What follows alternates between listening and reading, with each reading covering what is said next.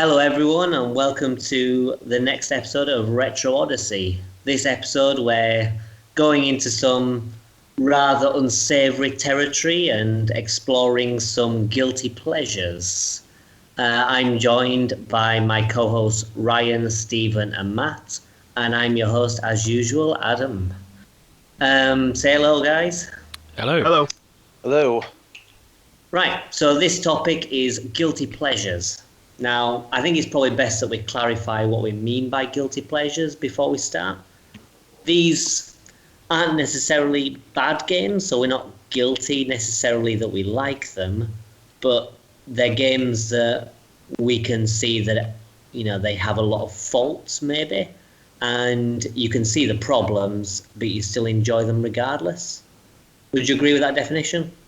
Yeah. Yeah, I'd say so. Yeah, I don't think we picked any genuinely horrible games. Well, you say yeah. that. We'll wait until we chat about them before we kind of make that judgment. But I think we're best off starting with Ryan this time.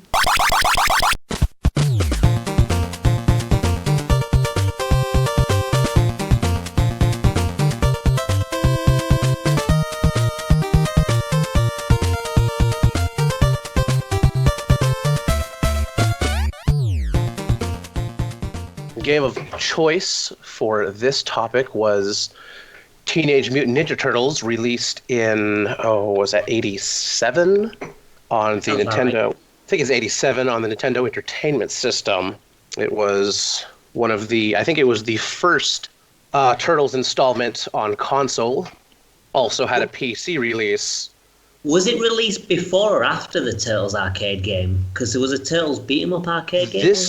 I think this came right after the TMNT arcade game because people were expecting TMNT, the arcade, and they got this instead because Teenage Mutant Ninja Turtles 2 is TMNT 2, the arcade. Oh, really? Yeah. All right.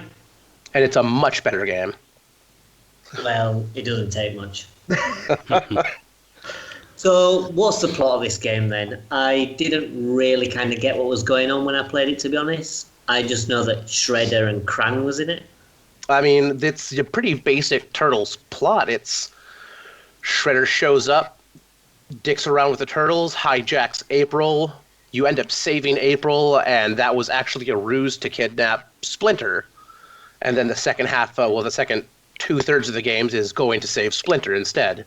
You get to see all of your standard Turtles villains, Bebop, Rocksteady, Mecha-Turtle. And the orange mummies and stuff, and the crazy flying bats. And then things that don't make any sense. Yeah, I recognise some of the characters. As I mentioned last time, I'm not kind of overly big on the Turtles franchise, but obviously you recognise things like Bebop, Rocksteady, Shredder, and stuff like that. But the main enemies of this game, they're a little strange. They're a little strange. This is actually a really prime example of what happens when you're kicking out too many games. So, I don't know how many people know. I'm sure people who are really into Nintendo, and especially retro Nintendo, know that back when the NES was launched, it was following the US video game crash. And it really grabbed the video game industry in the US and pulled it back out of the slumps. Because it was looking bad, Nintendo put several things. They had several rules when it came to developing on the NES. One of those rules was you can only produce it's either 5 or 7 games a year. Yeah, I vaguely remember hearing something around that. And what quickly happened, and the point with that was that you can't just crank out shitty games constantly. Yeah. Like what happened before. Like what was happening before, where you can go and develop a game for a month and kick it out. Yeah. And it's just utter garbage.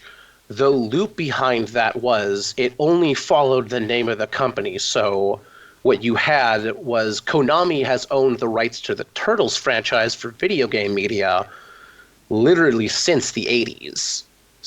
As soon as the first game was made, they had it. But this, and I think Turtles 1, 2, and 3 are actually made by Ultra, because Ultra was child company of Konami to bypass Yeah. that rule. And as a result, because they were making lots of games for the NES, this game did not meet any standards that you see later on. Yeah, I can imagine. It has so many issues. You say it was kind of like the child arm of Konami? Was it coded by children? Quite possibly. I'm not sure. I mean, was there any reasoning why they kind of went with such, like, random enemies? Because, I mean, like, part of it, like, you've got the city and the sewers, and then you've got April and Shredder and things. Those bits are, you know, standard staples of the franchise. But then, like, the weird enemies, it just seems like they've basically just stuck some turtle bosses and some turtle characters in just a random game they made. Yeah, and I'm not so deep into Turtles. My childhood was comprised of the cartoon. It started off as a comic book, and it was actually a little bit more serious. Yeah. So there might have been some of these enemies might have been based in the comic book. The art on the cartridge and box is actually the issue number 1 of TMNT. Oh, right, okay. So it's the same cover art, but it's a... Yeah. The game feels really weird, especially when you jump into the later games like Turtles in Time and Manhattan Project. Yeah. And it feels like you're playing through the cartoon world that we're all familiar with.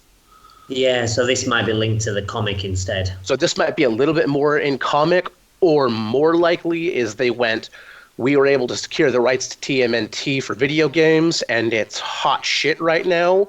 So let's just crank out a game. What would you...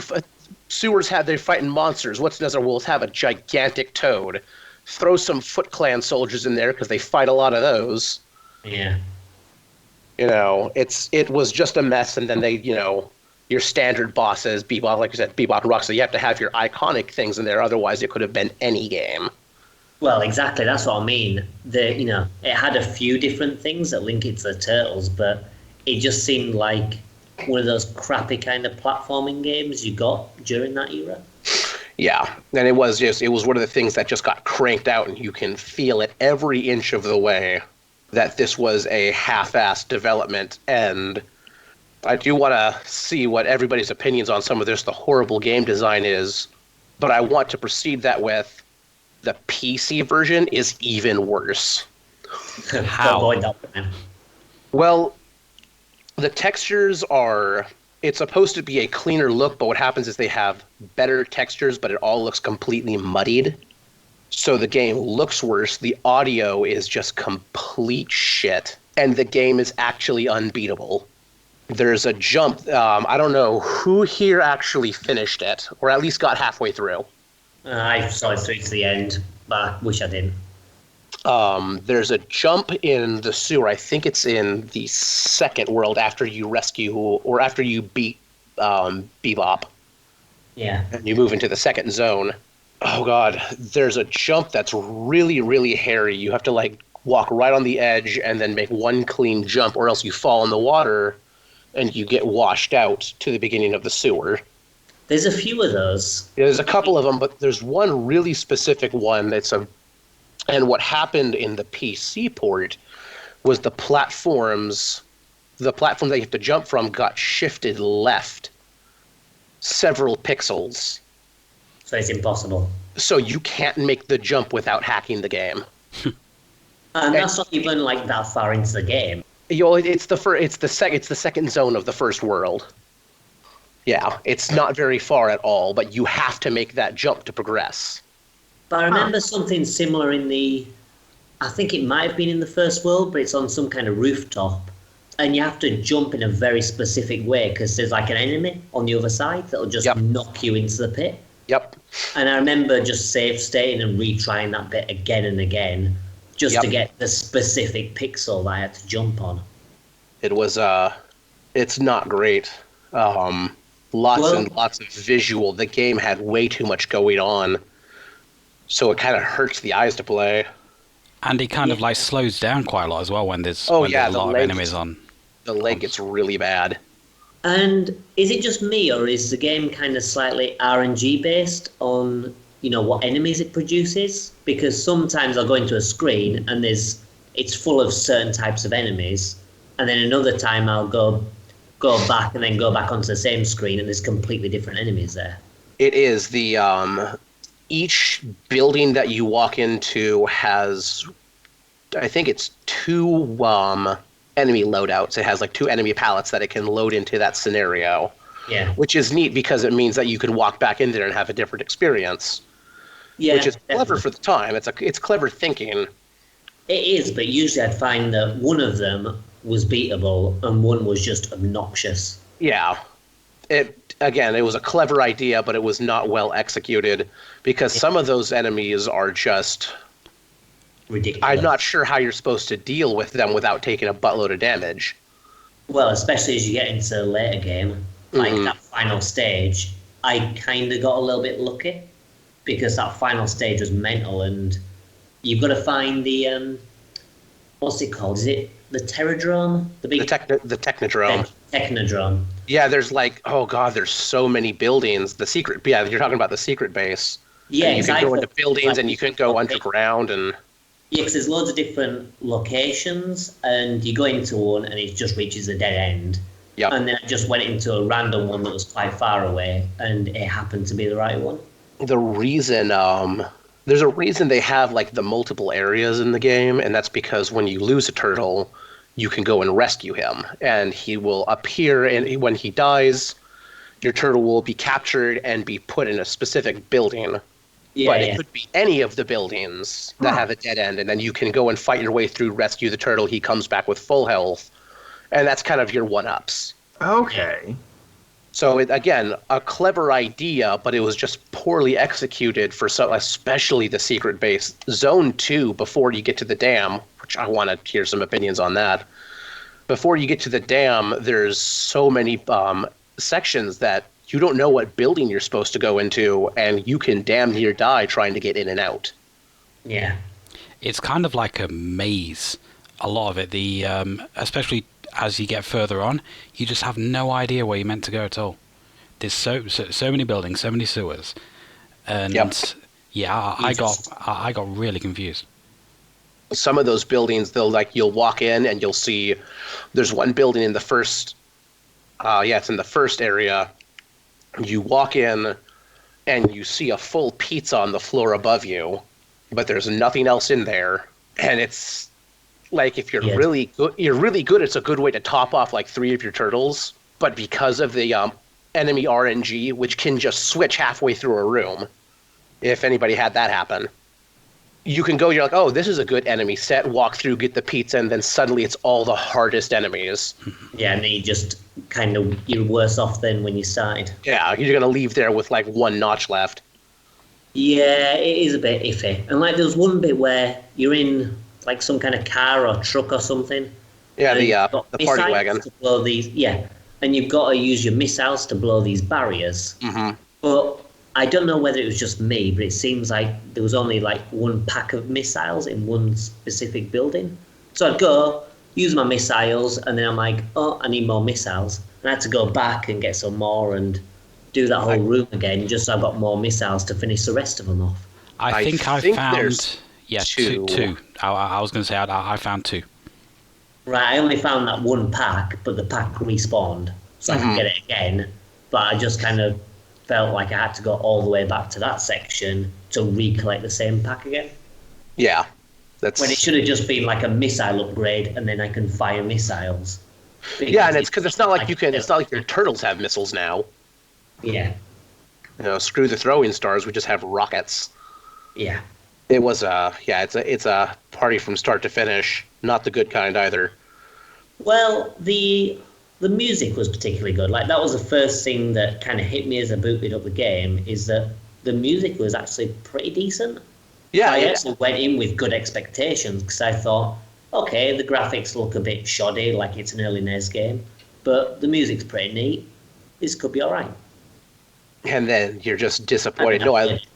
It's one of my favorite OSTs for NES titles, just straight up. I've been playing this game since I was 6, so maybe 5. I've had it my entire life, so that I know like such a well-rounded individual now. Yeah, right. Nothing wrong with me. And if it is, it's not because of this game. So, you're talking about the barriers. I think we all know what follows the party wagon and the barriers, and it's the dam. Oh, God, yes. The dam is infamous in video game history. It's well known as one of the most irritating levels of all time. It feels like it shouldn't be, though, because I found that the hardest part was actually just controlling the damn turtles and making them swim. If you could swim in a way that was kind of intuitive and you could navigate properly, then I don't think it would be that bad. But because of the dodgy controls and dodgy hit detection, it's really hard. Like, really hard. Yeah, like when there's that one corridor that's like super tight with the, I guess, electric seaweed. Yes. Well, I was going to say that when I first did it, I basically had to restart the level over and over and over again until I learned how to swim. And then after that, I found it really easy up until that one section. And it's really, really tight. It's like you have to get it perfect. But you really do. Dodgy controls that it's almost impossible to do unless you've basically learned it, by hand. Well, yeah, and I've done, these are the weirdest bragging rights, not something I'm necessarily proud of. I've gotten through the dam without taking a single hit. Oh, yeah, I can see that it's possible. I mean, when I did it, I didn't take that much damage. It's just not fun. Not one bit. And then imagine back in 1988 or whatever, and you're like 7, you don't have years of muscle memory and refined video game motor skills to help you out. Yeah, I kind of feel like it was slightly unfair. I mean, the actual concept of that stage itself isn't that bad. And once I got the hang of the controls, it was actually reasonably enjoyable up until that one section. And then I kind of feel like they just went a little bit overboard with that bit. If they'd have cut that one room out, basically, it would have been okay. Yeah, or if they had controls decent, it would have been okay. But I don't think the game has. I mean, obviously, I enjoy the game, or else I wouldn't have picked it in this case. I don't think the game is without redeeming qualities, but it definitely was lazily designed. It was lazily made, really. Yeah, it does seem like it was just kind of shoddily put together. I was hoping some of y'all would have some really grand glitches, because most of it's pretty irritating stuff, but I've had some amazing grand times because I played the game so much. I don't seem to remember any kind of major glitches happening. I think the main thing was just kind of exploits, like using the fellow with the big stick. I don't remember his name. Gerald. He's Gerald now. Gerald the Ninja Turtle. Yeah, whatever he's called. But using his stick to basically hit through walls. Yep. Which doesn't seem like it should be possible, but hey, what if I'm at a section where I want to clear things off the ceiling or the other side of a wall? Or with that boss exploit where you just kind of stand on top of a crate and knock him. Oh, good, you did that. Yeah, when you beat the shit out of Rocksteady by bonking him on the head. Yeah, and it's just kind of okay. Yeah, and fighting that boss legit, crazy hard. Yeah, tell me about it. It's stupid unfair if you try to be, if you try not to cheese it. But sometimes with those kind of bosses, you have to do it. Yeah. I mean, it's kind of like another game that's pretty awful, Zelda 2. Oh, God. With Dark Link at the end. If you try and do Dark Link legit, it's almost impossible. But if you just sit in the corner and crouch stab him, he's a piece of cake. But with these kind of games, you kind of have to take any advantage you can get. I would like to, right now, extend a thank you to all of you for nobody picking Zelda 2. I know, I hate that game. I played through it once, through to the finish, and I never want to touch that game again. So we shouldn't put it for another category. Yeah. Please no. See, I've been trying to avoid Zelda games in case we did that as a topic. What, do you like Zelda 2? No, I'm saying I've been trying to avoid Zelda games in general thus far. To be honest, I'd actually be more interested in playing something like Wonder Gamelon or one of those CDI games than Zelda 2. You mean the ones that don't exist? Yeah. I mean, the ones that don't exist, yeah. I had some fantastic glitches and close up here with a couple personal experiences and Turtles over the years because of like the buggy. Like we said before, like enemies can switch halfway through. Like you'll transition into the next screen in a building, and suddenly what you're expecting will change. I've had all of the enemies just despawn out of a room. That's quite useful. Yeah, it is. Or what I've done before is I've gotten halfway through a room, been clearing enemies out, and then they all immediately respawn back in just out of nowhere. Like one dude walks in off screen, as I'm expecting, and then everything reappears. I've had the first boss, Bebop, in the sewer. He didn't appear once. I don't even know how. He just wasn't there. And I've also had the little mini bosses, when like the Foot Clan with the health bar will pop up. Yeah. I've had those also just not appear. And I can't progress because the screen locks. Oh, so you can't even use it to your advantage? Yeah, he's just gone. The music starts, the screen locks in the battle room, and there's no soldier. The health bar is there. Is that a common glitch, or is it just something that randomly happens? Like in 20 years, I think I've had it happen twice. I know people do speedrun TMNT for some reason, and I'd have thought with such bugs like that, it would kind of put people off. Yeah, I would imagine running into something. I don't know how common that is. I might have to look that up at some point to see if it's maybe it's a specific trigger or something for it. Maybe being in the wrong spot at the wrong time. Yeah, could be anything with that game. It really could. It's such a technical nightmare. Yeah. But definitely. that's not going to stop me from playing it again, probably next year. Really? Do you play it that often? Yeah, I usually give it a few hours every year or so. Why? I just really like it. I don't know. It's just one of those games that I really like. I think it's the music. I think the music has me going in. I'm really into chiptunes and stuff, so... Right, when you say that you play it for a while, do you actually play it through to completion, or do you just play it for a bit and then just price on it? I usually get up to the Technodrome fight and call it good. Really? I think I've only beaten the game twice. And yeah, I don't think it's worth even playing. The Technodrome's a pain in the ass unless you've been hoarding boomerangs or triple stars. Yeah, I basically, because I didn't use many of my special items, I was just spamming them all on that boss.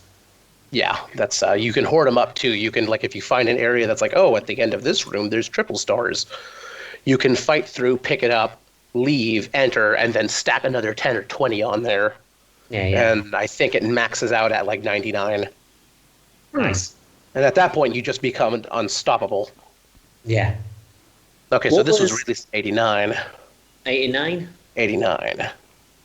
Out of interest, what's your favourite level or favourite part of the game?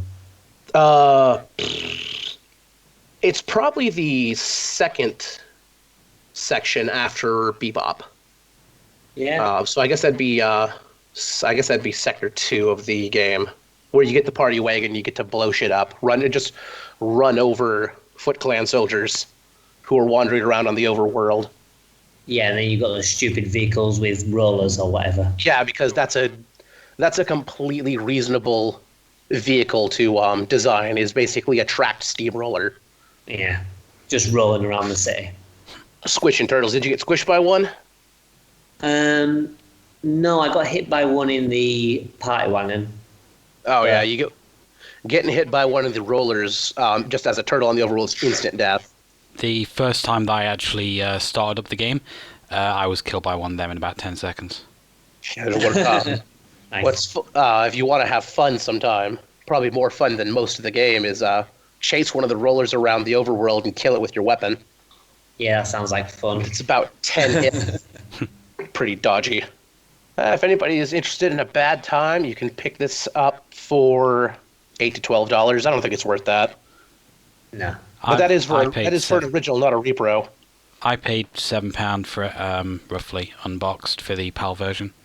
So that's about $12, $13. I wouldn't pay that for it. Here's a I'm looking at one on eBay right now. It's tested original, $8. That's about the maximum I would pay. You're better off just emulating it.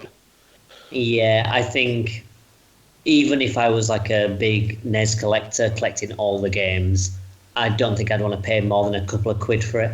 Yeah, it's box definitely. complete. Yeah. You'd be better off finding the TMNT2 and Manhattan Project. That's a Yeah. much better use of money. Right, so Matt and Steve, what did you reckon to it? I think it's pretty clear that I don't like it particularly much.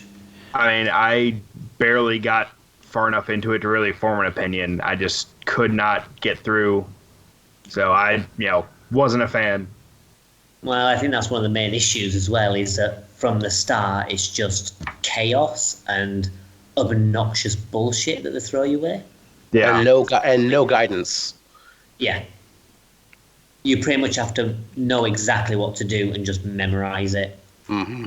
But it's not even like fair memorization. It's not like, your Contras or things like that where knowing where stuff is makes things easier.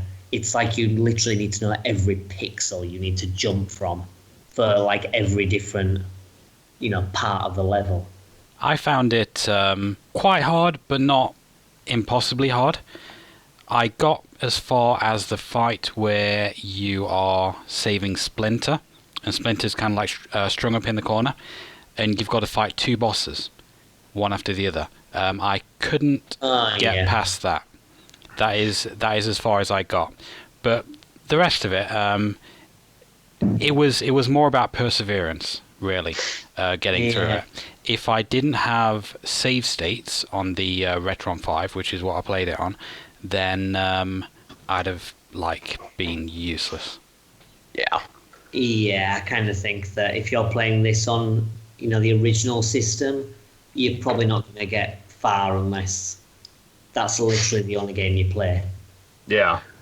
That's where I've been playing it for years now, but now I've just recently dumped it on my Mini.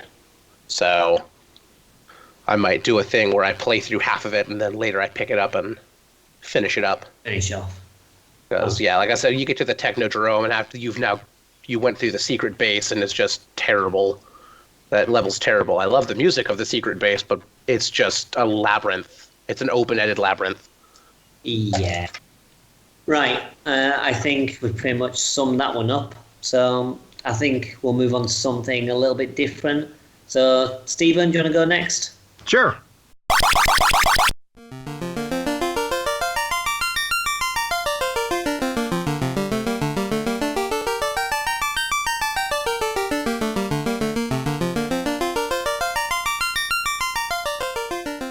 My game was Final Fantasy, the original for the Nintendo Entertainment System. Released in 1987, and I mean, most people that are into Final Fantasy know the story where this was basically their last-ditch, try and save the company game, and it just happened to do exactly that. We're wondering how. Well, because it was, one of the first RPGs to really take off. I mean... And we're wondering how. Yeah, well, to be honest, I expected to hate it a lot more than I did. Mm-hmm. I still didn't like it because I just don't like the genre, to be honest. Right. But I found some things in there that I thought, was pretty good. Like the music in particular, I thought was pretty good. And the sprites are not fantastic, but they're nice. And they're decent. Functional. Yeah, exactly. They do. There's plenty of stuff to customize. Like you've got different classes.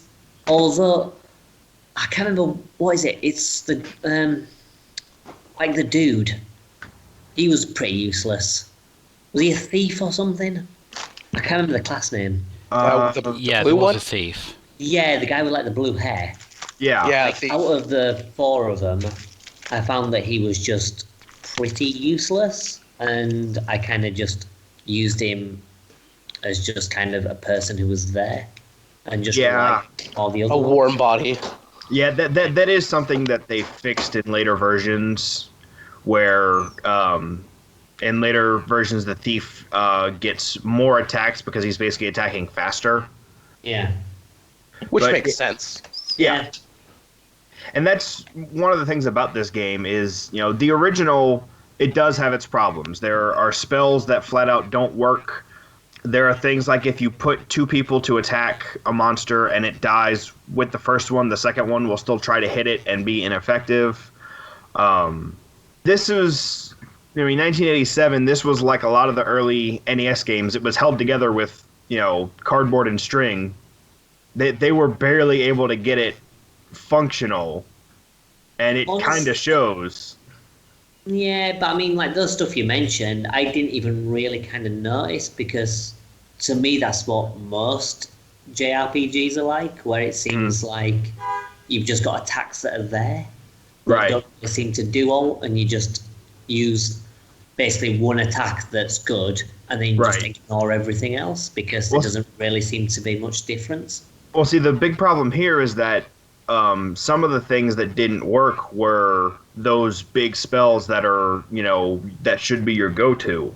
Yeah. For example, the spell, I don't remember exactly what the name was in the original, but there's a spell that increases your damage that just didn't work. And that's one of the best ways to get through the bosses, is with that spell. I mean, to be honest, I think I probably didn't notice a lot of the actual problems because I didn't get very far. Right. I mean, to be fair, it is quite a long game from what I believe. It is. How long does it take to beat the game, do you think? I'm not entirely certain, because I've yet to get all the way through the original version. Most of my time is played in the remakes. Yeah. But I mean, I think I spent about 36 hours on. Yeah, I think maybe I probably managed about a couple of hours of it before I got bored. I got to stick with the some pirates or other, like you're in a town. Oh yeah. And you have to stop the pirates. I don't think it's very far. No, that's fairly early. But yeah, what I'm looking at is most runs on the original will take 17 and a half hours for just the main story, and then it goes up from there. All right, which isn't bad, to be honest. But that's a pretty good playtime compared to where the series playtimes ended up. Yeah, I'll say 200 hours. But I imagine that if you had the game at the time and you were into that kind of thing, probably it was something that was quite good, because back then you pretty much only had like a small handful of games. So a game that can take you that amount of time is probably a good thing. Yeah. So at the time it was it was revolutionary. It was a big deal. It's just looking back at it, it does not hold up as well. I suppose that's the same with a lot of those other games. Yeah, it doesn't hold up well at all. And if you can give it was testing ground. Yeah. To basically establish the rules of a genre, but amateur mistakes, like just absurd difficulty right off the bat. Yes. You won like my first, literally, when I got my mini, I fired up Final Fantasy, went in, first battle, I wiped house pretty well. Second battle, they got, the enemies were getting crits and one-shotting me, and there was nothing I could do.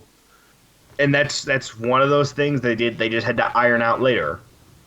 So I like I've said, I fully admit this game does not hold up as well as some people like to say it does, but I do enjoy it because it was the beginning, and there is some stuff to enjoy here. You just have to get into it enough. Yeah, I mean, as I say, I can see like a lot of things that are actually pretty decent for the time. Mm-hmm. And for me, I really didn't enjoy it, but that's because this type of game I just don't enjoy. Right. I mean, there are only like 3 JRPGs that I actually like, and everything else I just can't play and can't like. I'm generally not into JRPGs, to be honest, but I actually really quite enjoyed this one. I can see how it can get grindy. Certainly, you kind of need to be at least level 2 or level 3 to kind of like defeat the first boss, and later on you are running into enemies that you're going to have a lot of trouble with. So you do need to grind quite a lot to get to that kind of power level. Mhm. But that aside, in terms of kind of like the gameplay mechanics, I actually really quite enjoyed it, and I do plan on going and like finishing it. I got as far, I think, as the first major dungeon. There's like quite a large dungeon with a lot of different levels. Right. And that is about how far I got. That dungeon completely destroyed me. But with extra levels, you know, I can see how with a little bit of grinding I can get through it. Yeah. But that's kind of the reason why I don't really like the genre anyway, to be honest, is that you often find with these kind of games that it does involve a lot of filler and a lot of grind in order to actually get through, and I just find it rather dull that I have to go through like this routine of grinding the same enemies just so I can fight this thing. Well, it seems like a cheap way to fluff the time on a game. Yeah, exactly. And Final Fantasy, this original Final Fantasy, is atrocious about it. Mhm. Yeah. Versus a more refined RPG, and this would be later into Square Enix. I guess it just Squaresoft at that point. Yeah. Super Mario RPG. I think there's only one time that you have to sit there and grind out a level or two, because just traversing through the world usually gets you enough XP to, at least have a competent time against a boss. Right. Yeah. I mean, that's one thing that makes a big difference to me, because, I mean, the RPGs that I like are exactly like that, where just general traversal will get you the levels needed to see it through, so you don't have to just sit in a corner and grind for an hour. Yeah. Examples, Pokemon. You find the Pokemon you want pretty early on. You have 4 core Pokemon. The game will, you can usually take on the, not the Fatal 4, the Elite Four. The Elite Four. You can, by the time, if you've been running essentially maybe like 1.5 teams through the game, you can wipe the Elite Four. Yeah, definitely. I mean, if you want to kind of get some different Pokemon, you can get them at slightly higher levels. You can grind if you want to, but it's not really necessary. And that's one of the good things about the series, is that it's got as much depth as you want it to have. But if you just want to go from start to finish and just see it through, you can do that. Yeah. Unless it's Pokemon Silver and it's Whitney's Miltank. Yeah. I just think you're not playing the game right, to be honest. I've never had a problem with Whitney. Well, if you have supposedly, they had a lot of talk, but supposedly if you have a female Pokemon, Whitney's Miltank is a breeze. Well, also as well, in the department store, there's a guy who gives you a Machop. And you I didn't know that. And you just take care of Whitney's Miltank, no problem. Or you get a Geodude from the cave, which is before the second gym. And again, it can't do anything to you. Yeah. So That's as long as you're convenient. kind of semi-prepared, then it's not too bad. Anyway, Final Fantasy. But yeah, I mean, if people wanted to check Final Fantasy out, I would definitely recommend one of the later versions over the original, just because they were, more refined. They had more features added. Now, as for which version, it really just depends on what you want out of it.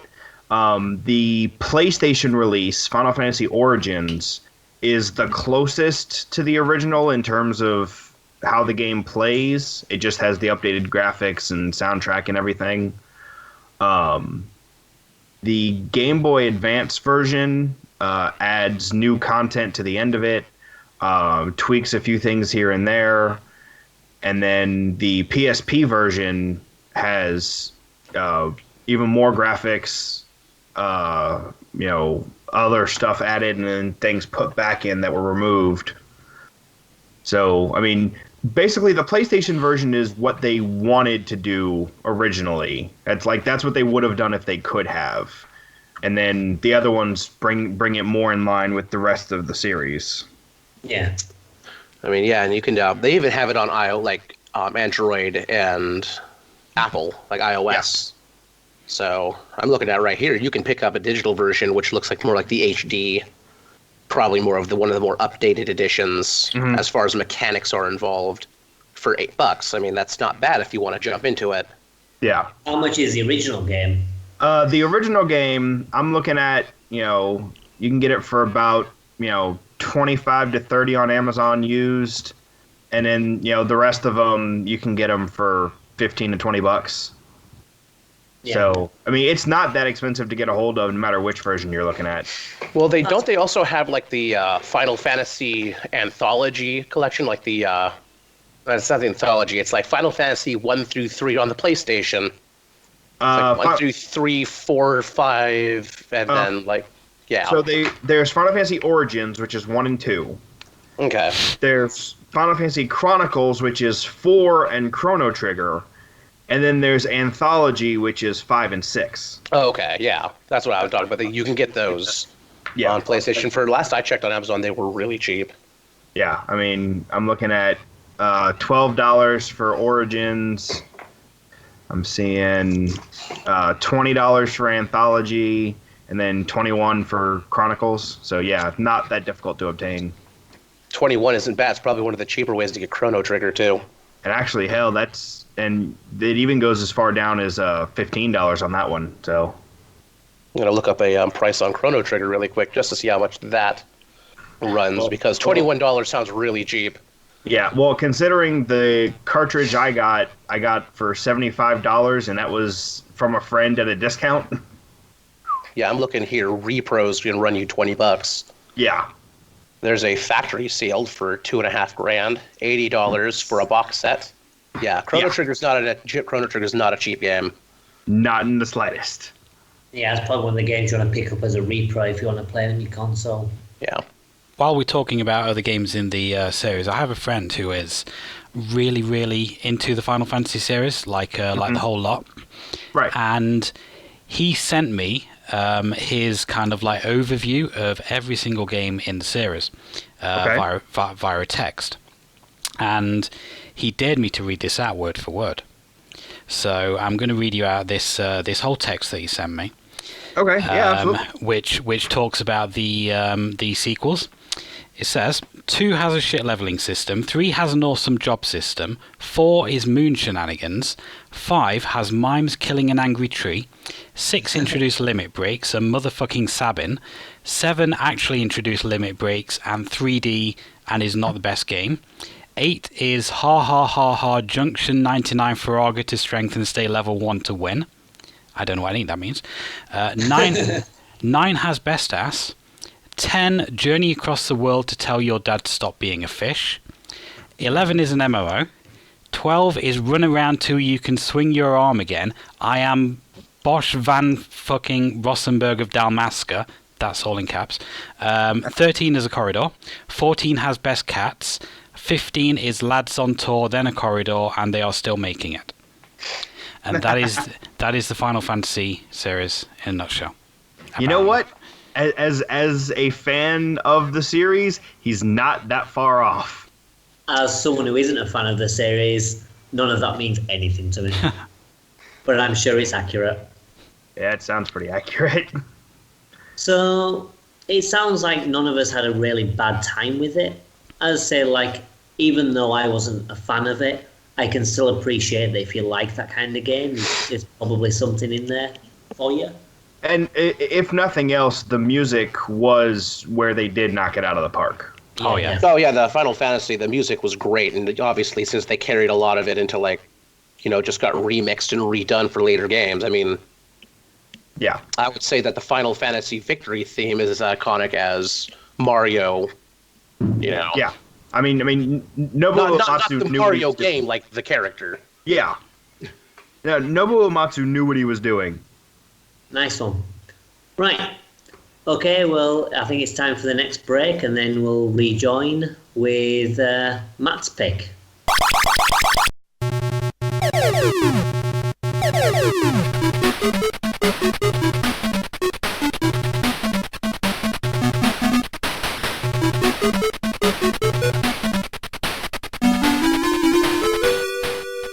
Okay, my pick this month is the Ninja on the Master System.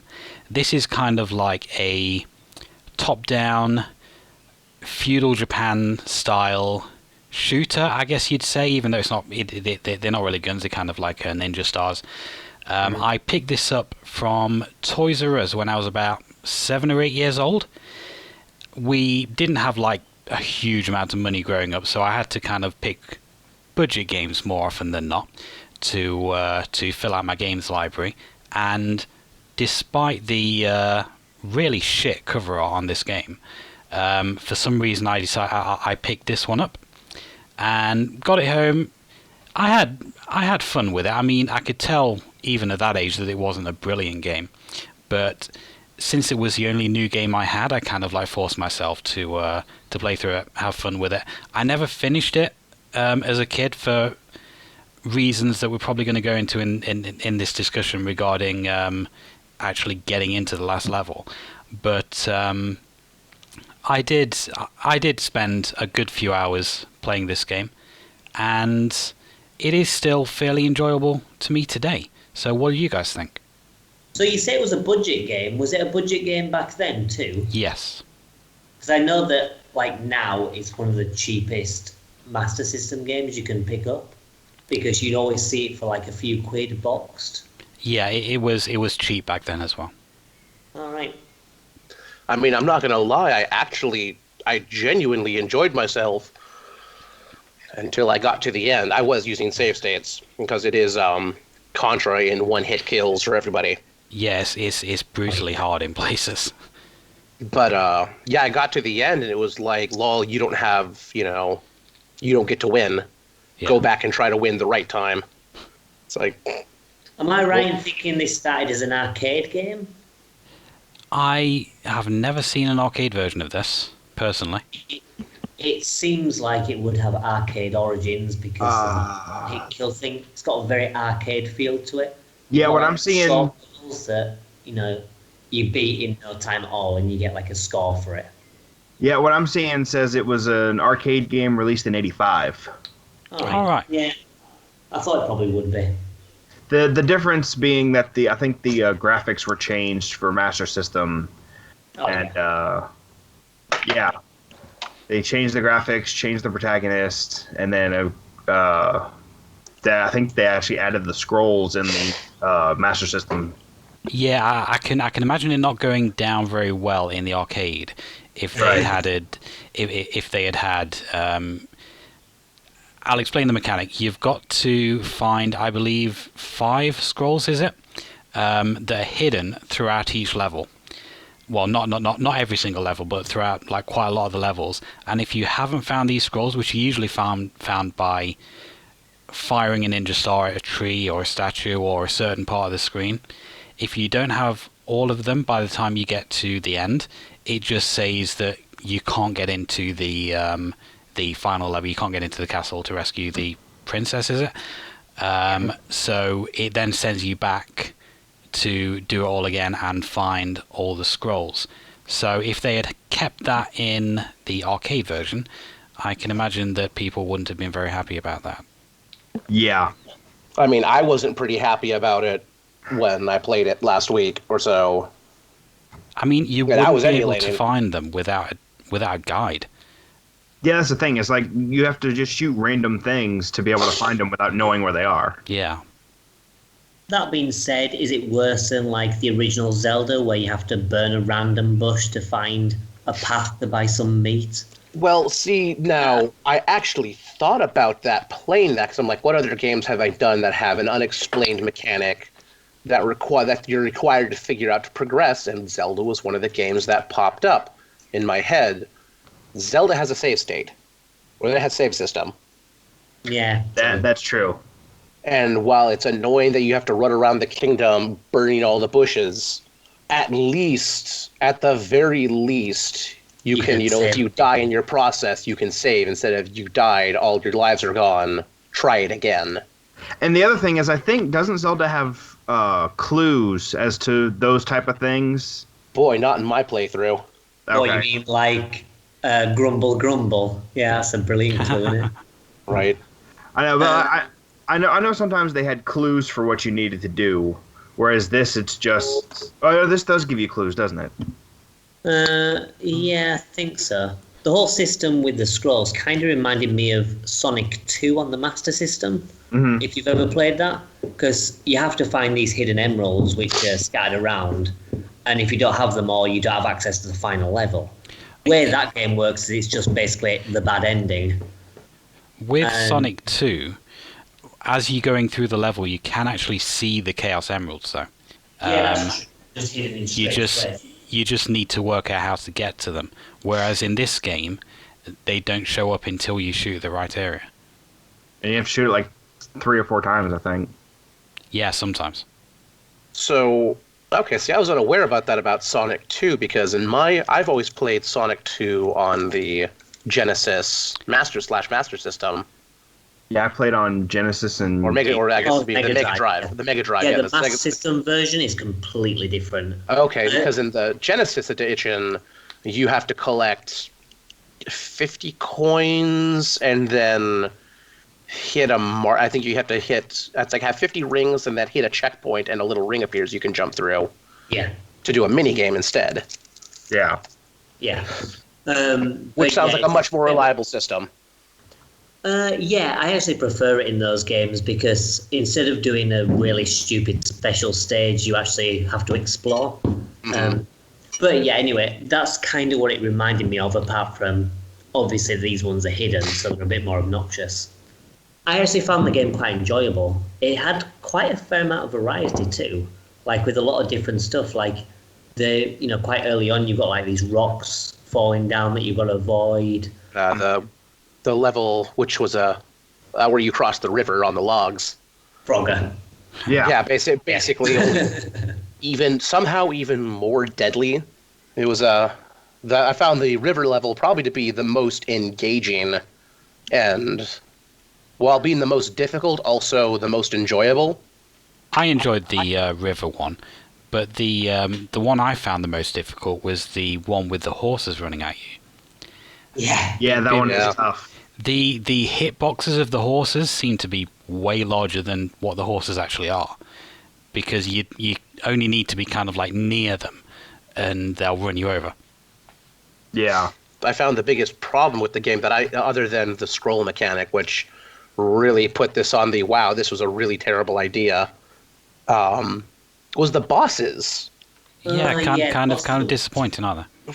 Just a little bit. They're all just the same guy who apparently has a magic boomerang stick. And it's like 5 hits and they're gone.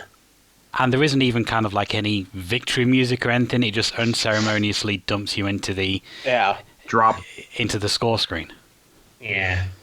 It's Good job. Strange, really, because the game does have quite a lot of variety as you go through, as I mentioned before. But then the bosses are just quite anticlimactic. Yeah. Like, just throw them in for the sake of it, just as a way to finish the level. Yeah, I liked the female ninjas that come flying out of the buildings at you.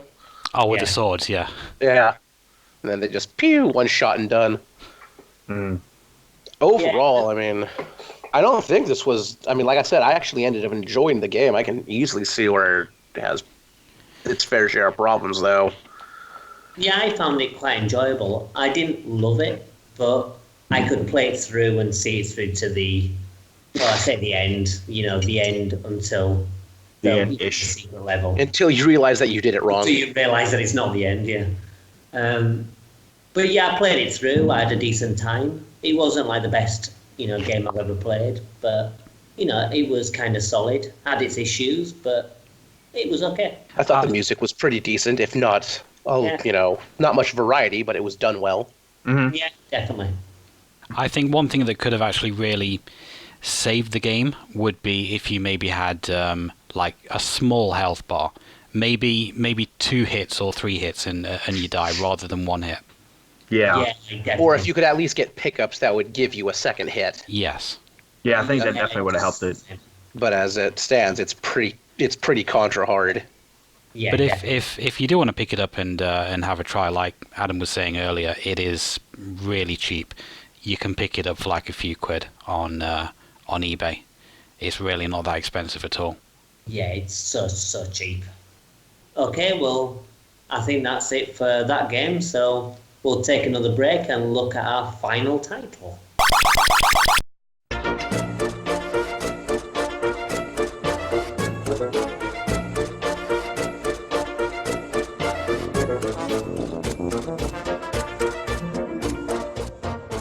Okay, so my pick is an interesting title. It's Super Monkey Ball Adventure.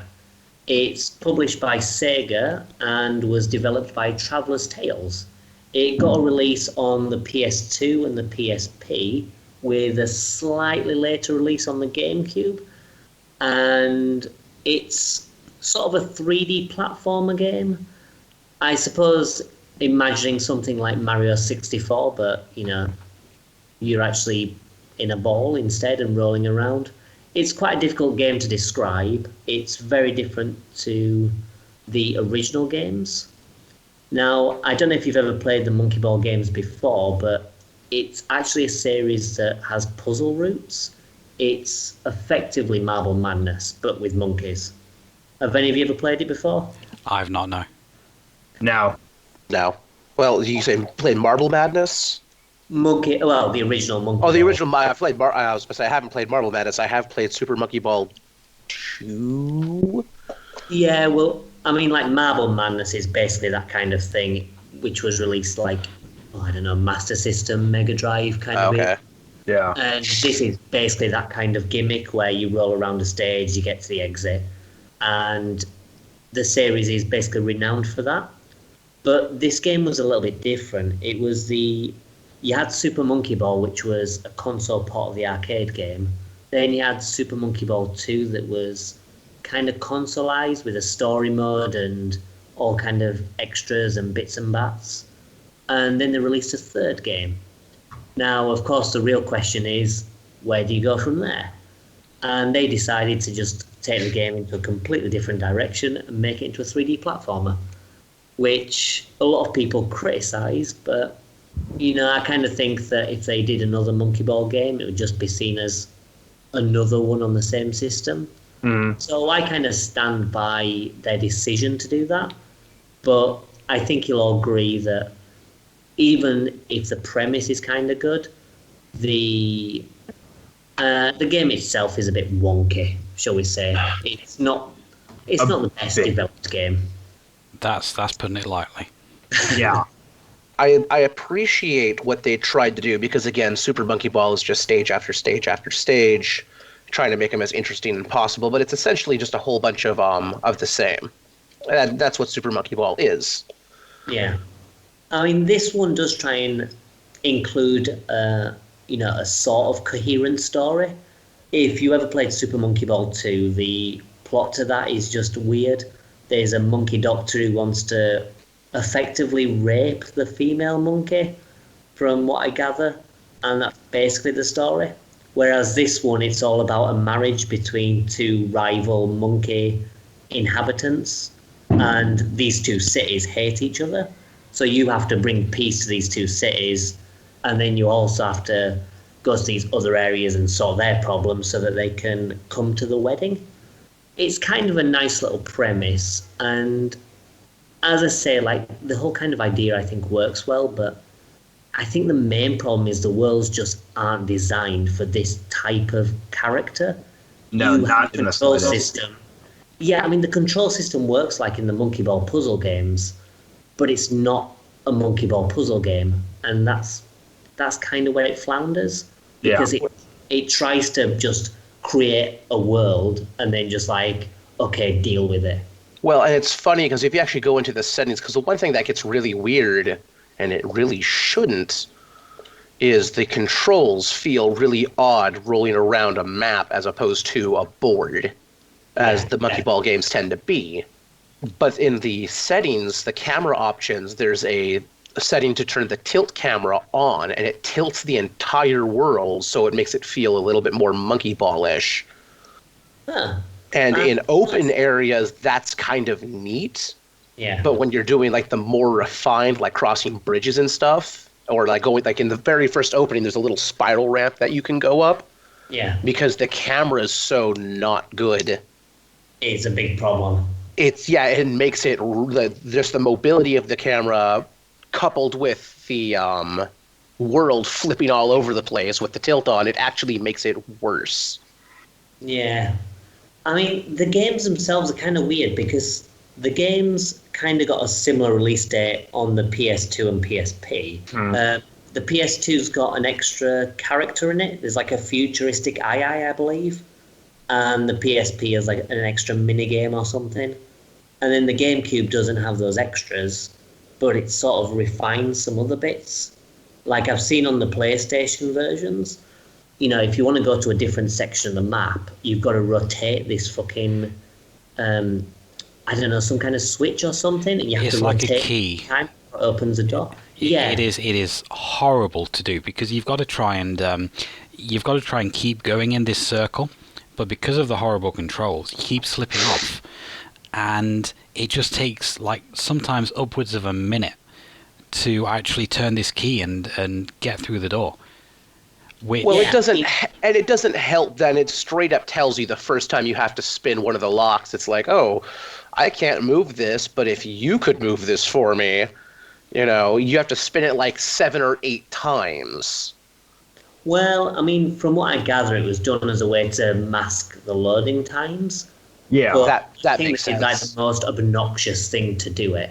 Like in the GameCube version, it just has a loading screen, and the loading isn't that long. So I think they should have just done a loading screen instead, because the controls, as you say, are dodgy. So trying to rotate in a circle, Yeah. that's easy. There was one particular point where I was outside the King's Palace, and you've got to turn a key to get into the King's Palace. You go up to his palace and then out another door, and there's another key there. You go out there, and that's what gets you into the larger outside world. Yeah. I started going around the larger outside world, and I managed to fall off the edge, which is quite easy to do because of the controls. And rather than put me in that larger world, it put me outside the King's Palace again with all those doors locked. So I had to spend literally 5 minutes getting back to where I originally was. And that was so frustrating. Yeah, I can imagine. From what I've seen of the PlayStation version, that just seems like an awful mechanic that never should have been in there in the first place. Someone probably got fired over that one when they saw what they did when they ported it over the GameCube. Like, oh, that was a much better idea. Yeah, I mean, like, the whole game itself is just kind of odd. Like, on the first world, in order to get to higher levels, you have to jump on these flowers. But the hit detection is so wonky, sometimes you don't really jump properly. And it's all over the place. When there's 3 flowers in a row that you've got to jump on in succession as well, if one of those jumps goes wonky, then you're in the water and you're dead. yeah. Well, Yep. I don't know if any of you did the photography mission in the first world. Yes. Oh, where God. it's like Nope. I think it's like a big tower or something, and you have to get to the top, and you've got to bounce on those nests, but you've got to bounce in a circle. So you're going around in a circle, and you're bouncing on those stupid things, and that is a lot more stressful than it really should be. It only gives you 30 seconds to do it as well. Yeah. You've got bad hit detection, you've got bad controls, a tight time limit, and it's just, it's annoying. My issue with the game is that it just it does everything just not good enough. Because if they remastered this game and they tightened up all the controls and, you know, allowed you to flip your X and Y axes as, you know, camera settings. Yeah. You know, if they tightened up those things, fixed camera problems like the faster you roll, the faster your camera pans left and right, versus when you're sitting still, it's just a snail. Yeah. Yeah. If they re-released this with all of those things fixed, or made a sequel with all of those things fixed, I could see that this game would be super enjoyable. Yeah, I mean, I could see that if someone did remake this game or remaster it and just make it work, like make the controls good, get rid of all the bugs and stuff like that, fix the camera, it could be a decent game. But it's just, I think they didn't have a clue what they were doing, and it kind of shows because it's impossible to get 100% on the game. I don't know if you've realised this, because I don't think any of you got really far into it. Ha. No. Ah. But if you press the start menu, you can go to your totals and you can see how many bananas there are. Right. But the thing is, those totals aren't correct. Like in some worlds, they're a way under, and in some worlds, they're a way over. So you'll find that in some worlds, you might get double the amount of bananas that are supposed to be in there. Oh. Others, you can't collect all the bananas because, like, for example, I think it's in Moonhaven, or it could be I think it might be Monkeytropolis, actually. There's a cannon, and you fire up into the air, and you hit, like, the very bottom of these bananas, but the hit detection isn't good enough, so you don't actually pick up any of them. So to pick them up. And there's so many bananas like that it's just impossible to do. That's actually really funny. But you can get enough bananas to actually do all the missions and everything. Right. Because in some levels, as I say, it's got way more. So I don't know what they were playing at when they were developing this. Well, you did mention that this was made by Traveler's Tale. Yes. Who did not make any of the other Monkey Ball games. Exactly, and that's, I think, one of the main problems. It kind of feels like a poor imitation of Monkey Ball in places. Right, like they watched someone play a Monkey Ball game, they're like, we can work with this. Because, like, the whole point of Monkey Ball is that the controls are supposed to be quite tight, because you have, like, these narrow platforms that you're supposed to cross, and if you don't have good precision, you can't cross it. That's one of the the big things about Monkey Ball 1 and 2 is that it's actually possible to do these crazy things because the controls are so good. Right. But it is, the controls are wonky. Yeah, and this is playing this versus Monkey Ball 2 or any of the Monkey Ball arcades, which I've played a couple of those, including the newer one they made a couple of years ago, 2014 or 15, I think. Might have been later. It is tight, and this is like, I don't know, like trying to slalom, but instead of skis, you have bendy straws, and instead of snows, it's just banana pudding.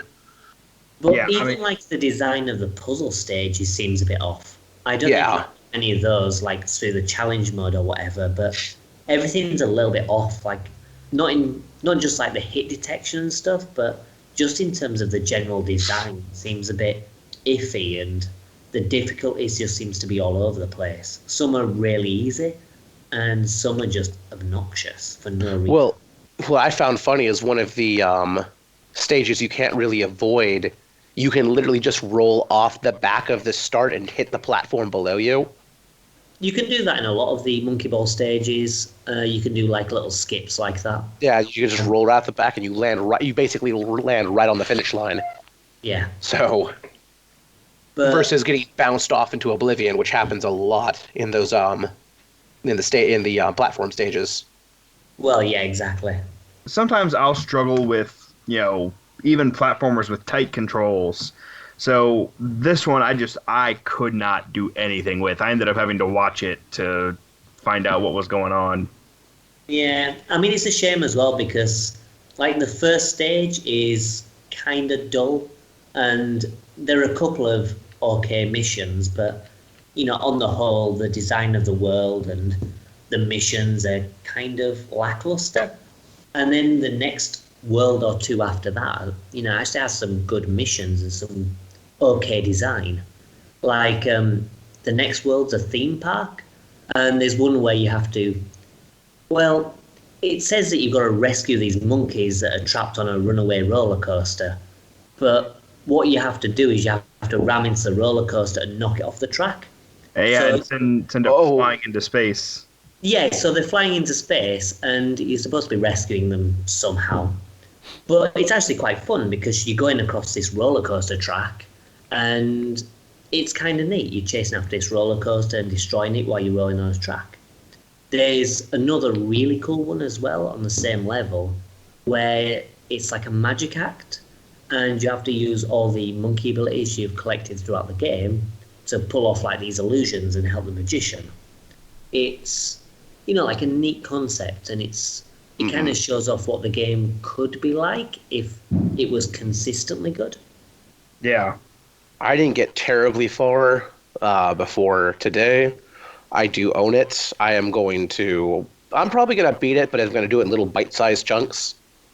So I will get to experiencing these stages just like maybe over the next year. I might go back to this, but no, I am not looking forward to it if I do. I'm never going to touch this game again. Honestly, I reckon, it's worth playing again, but I'd wait until you play some more Monkey Ball games first, so you can get a hang of the controls in a game that's designed for those controls. And once you know how to move the monkeys about, then maybe go back to it. I do like that the premise of the game is quite simply, like, as far as all the missions is make the monkeys happy. Yeah, I think conceptually, like, a lot of the concepts behind the game do work really well. It's just that the game doesn't pull it off at all. I mostly liked the very basic idea, because that's really what's going on, is everybody needs to be happy.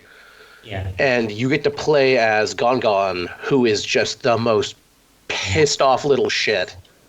He's amazing. I love Gon. He's just always angry. And his idle animation is spinning around and then being mad at you for not playing, and he doesn't wait long to do that. Yeah, he's good. With the whole kind of idea of making the monkeys happy, like in the final stage, one of the premises that the rival monkeys have created these towers that generate noise, which, fits in with the whole story of the game. But you're in this city and you hear these foghorns going off like every 5 seconds, going, "Arr, arr." And you can imagine how annoying that gets, having to play like this lengthy platforming level, which is one of the final stages in the game, and hearing this noise constantly. God. It's just full of really weird design choices where you think, what the fuck were they thinking of? I mean, I was thinking, what the fuck were they thinking of after talking to just a couple of monkeys? Oh yeah, the voices are just so annoying, aren't they? It's like this. It's only one voice, and I think they just said the word monkey, and then chopped it up a whole bunch. Yeah. And restrung it back together to form sentences of just monkey. Yeah, because that was the thing. I listened to that whole intro story bit, and it was just the same thing over and over and over again. Of just this shrill, oh my god, it hurts to listen to after a little bit. Yeah. And I do mean a little bit. It's not even, you don't even have to wait. It's not like, oh, well, I've been playing this game for half an hour and I want to kill these monkeys. It's like, oh man, I've been playing this game for 16 seconds. Yeah. Yeah, it's interesting. I say, I can play through it, and I do genuinely enjoy it, but I find that I have to avoid certain missions and certain areas and just do the minimum requirements to get through each level. Because I can see that. If I have to persevere with some of the more annoying stuff, then it just becomes irritating.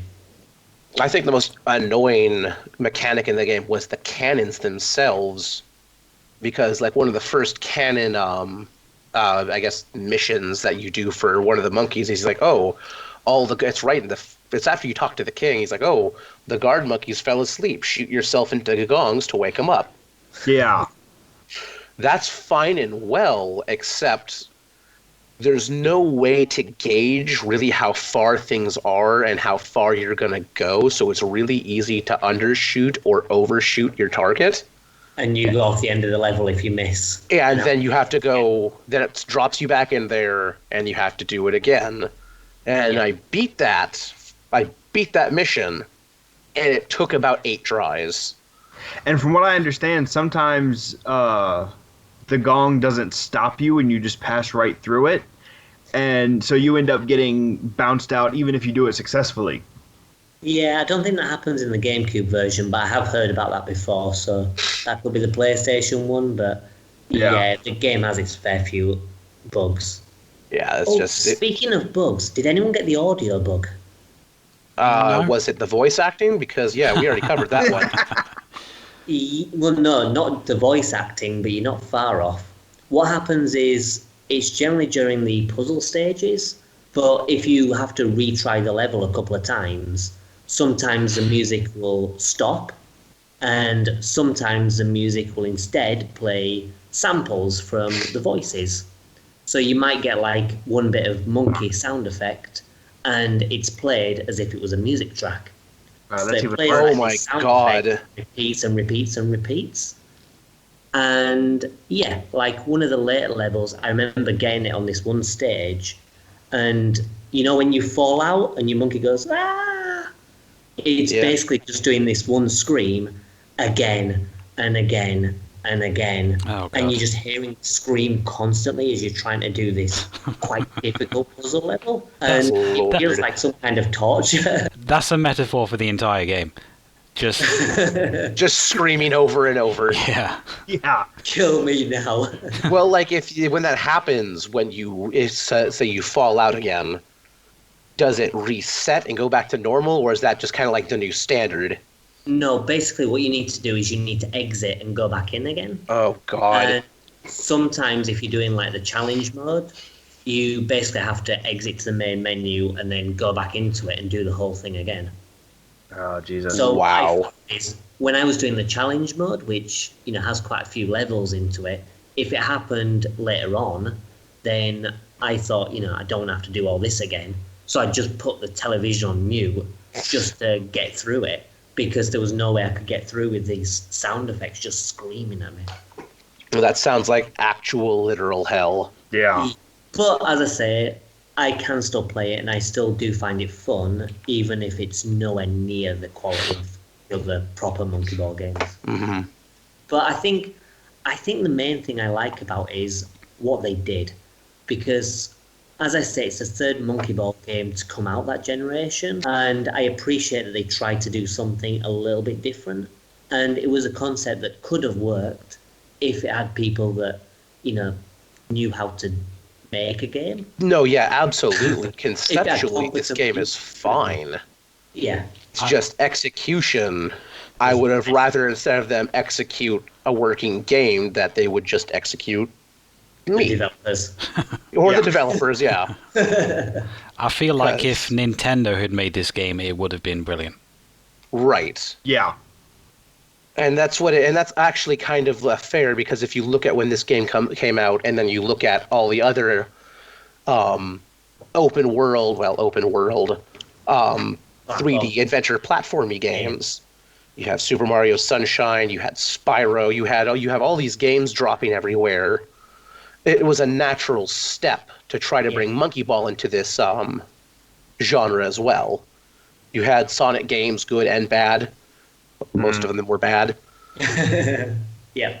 And it's really a shame that it was put out in the condition that it was, because at times it kind of feels like it was rushed out. Just things were overlooked.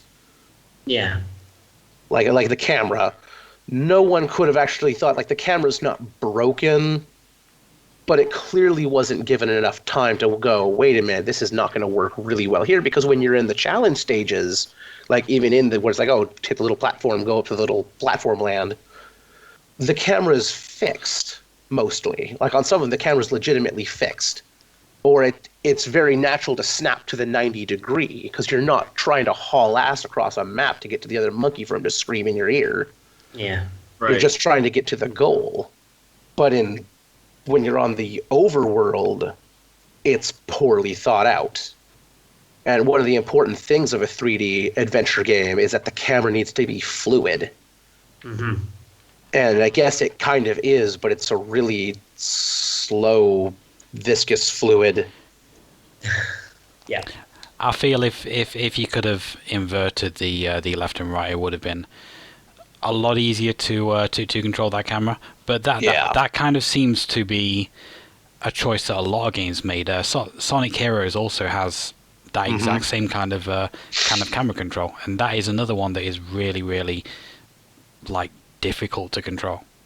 And it's odd that they would have done it like that too, considering really at that point Nintendo, who had kind of made a titanic splash into the 3D adventure realm with Mario 64, and then followed with Super Mario Sunshine, the camera doesn't move oddly. You press right and the camera goes right. Right. Yeah. And even if Super Mario 64, which does have kind of a finicky camera at times, it's still functional. Super Mario Sunshine had a very fluid, beautiful camera in it. And Yeah, it made sense. It made sense when you moved around. And you couldn't adjust it either. There was no invert option. It just was what it was. Yeah. But the thing is, like, they could have just implemented a couple of minor changes, like have a button to make the camera snap behind you. Right, Because that would have in helped the too. game- yeah, because in the game, there's only like 2 buttons and the analog stick, and it doesn't really use any other buttons because you've got like the chant button, you've got move, and then you've got pause, and that's probably about it. So having an extra button to help make the camera a little bit more, cooperative would have helped. Yeah. It added an unnecessary challenge to the game, and that's really off-putting. Yeah, definitely. But overall, I mean, again, I appreciate what they try to do, and I can see where this game could be genuinely a good game. But they fucked up. But they fucked it up. Yeah. It's just bad enough. It's not horrible. It's just not good enough to make the entire game a frustrating mess. Yeah, definitely. That might be the best way to sum up Super Monkey Ball Adventure. Is it's not a bad game. It is, but it's a very frustrating game. Yeah. Yeah. Versus just being genuinely like it's not just a programming nightmare. It's just frustrating to no end. Yeah, I think there are a lot of problems of, there are many different problems from programming to design to, well, pretty much everything, to be honest, that, that is wrong with the game. You pick a category and they didn't put enough, Into it. Yeah, they didn't put quite enough into that segment. Yeah, like even the music and stuff, when it's actually playing properly, isn't fantastic. It's right, it's of fun for about 2 minutes. Yeah, but anyway, anyone got anything else to say about the fantastic Monkey Ball Adventure? Yeah, if anyone wants a mint PS2 copy of the game, let me know. Now this is where you put I'm going to finish this game, and I'm going to put it on a wall of shame. I have several games that are really bad, and they're going to be their own little shelf of my shelf of shame. And this is going on there for sure. Well, when you get through it, you might not think so badly of it. I think you're got your hopes up a little bit there, Adam. Yeah. The only thing that I would recommend is just get through the game. Don't try and do all the missions like I did, because you'll have a rough time. Right. Okay, well, we'll have a final break, and then we'll pick out the best and worst of this lot. I'm sure that'll be interesting. Okay, so that's the 4 games that we've covered. My pick was Super Monkey Ball Adventure for the GameCube, PS2, and PSP. We had the Ninja for the Sega Master System, Final Fantasy, and Teenage Mutant Ninja Turtles, both for the NES. Okay, guys, we'll start with the best of the lot. Which did you enjoy the most? Final Fantasy for me, definitely. Despite it being the shortest one, I'm going to have to say the Ninja is the one I enjoyed the most.